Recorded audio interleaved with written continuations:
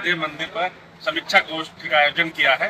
रावण को लेकर क्या क्या तैयारी प्रशासन के द्वारा की जाएंगी?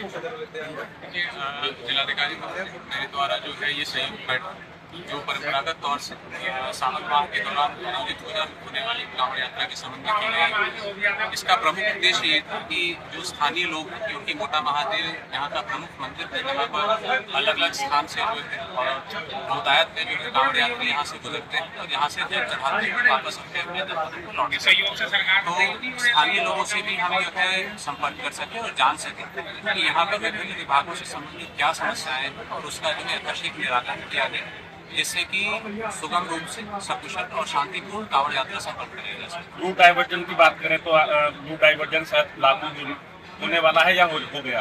देखिए, रूट डाइवर्जन की प्राइमरी जो भी डिटेल्स हैं हमको मीडिया के माध्यम से जो है रिलीज करेंगे, प्रिंट और इलेक्ट्रॉनिक मीडिया दोनों।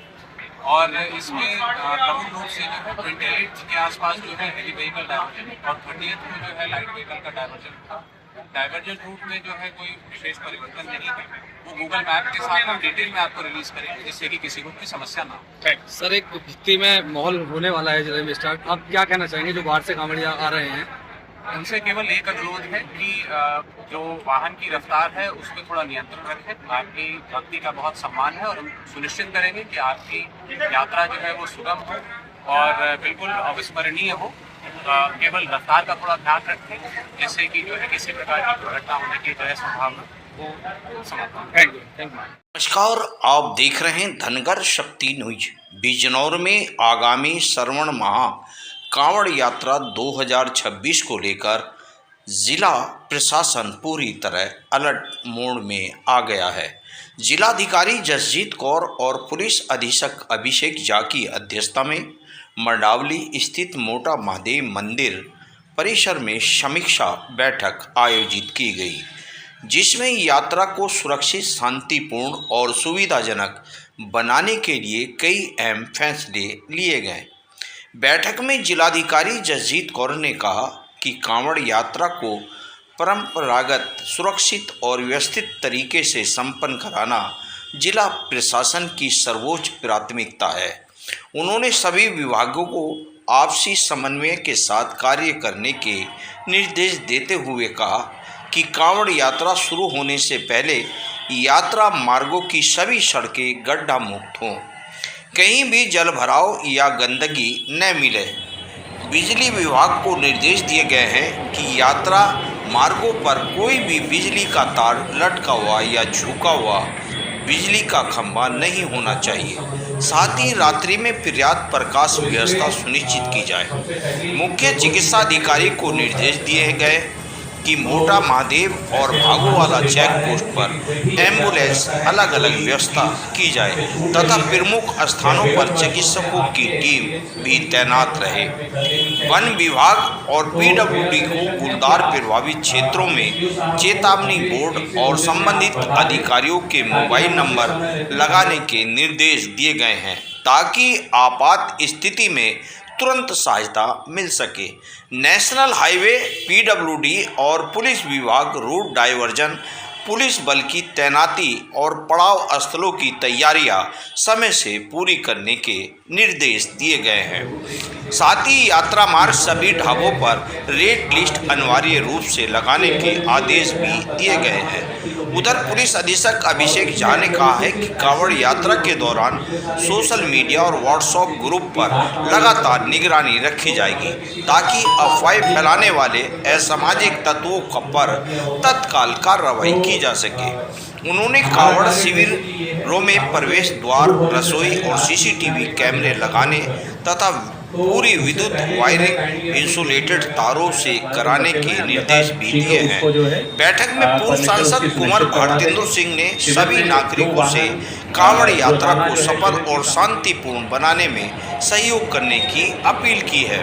फिलहाल जिला प्रशासन कांवड़ यात्रा 2026 को लेकर हर स्तर पर तैयारियों में जुटा हुआ है, ताकि लाखों शिव भक्तों की यात्रा सुरक्षित और सुगम तरीके से संपन्न हो सके। कैमरामैन के साथ रिपोर्टर धनगर शक्ति न्यूज, बिजनौर। व्यक्ति वहाँ रहते हैं तो इसलिए उनको कोई चीज़ का आइडिया हो, बिकॉज कई ऐसे एक्सीडेंट्स होते हैं जो मान लीजिए किसी को कोई सामान्य चोट लगी और वो मौके से निकल गए, तो कई बार हो सकता है कि आप पोस्ट में आपको जानकारी नहीं होगी, वहाँ के बंदे को जानकारी होगी। तो अब जो थाना प्रभारी हैं उनसे लोकल लेवल पे गोष्ठी जरूर करवा लीजिए, ताकि उनको ये चीज़ पता है कि अच्छा ये सेंसिटिव पॉइंट है, यहाँ पर मुझे जो है विकेट लगाने की आवश्यकता है, या यहाँ पर मुझे जो है ब्रेकर लगाने की आवश्यकता है, या विकेट लगाने की आवश्यकता है। जनपद में जब हमारे बॉर्डर पे जो शिव भक्त है वो एंटर होते हैं, तो हमारा पहला पॉइंट है जो मोटा महादेव मंदिर है नजीबाबाद में। बहुत प्राचीन मंदिर है और बहुत मान्यता है इसकी, सब यहाँ पर माथा टेक कर ही आगे बढ़ते हैं। तो यहाँ पे हम लोग परंपरागत रूप से मीटिंग करते रहे हैं। आज वही मीटिंग हम लोगों ने यहाँ पर आयोजित की है। जितने हमारे विभाग के अधिकारी हैं वो मौजूद रहे हैं और यहाँ की कॉमन पब्लिक भी है। उद्देश्य यही है कि फील्ड लेवल से हमें फीडबैक प्राप्त हो जाए कि किस प्रकार की समस्या आती है कांवड़ के आयोजन के दौरान, और उसको हम लोग समय से सही करा सकें। हम लोगों ने कई लेवल ऑफ मीटिंग स्टार्ट करी है, जनपद स्तरीय अधिकारियों को निर्देशित करना स्टार्ट किया है, फील्ड लेवल की विजिट कराना स्टार्ट किया है।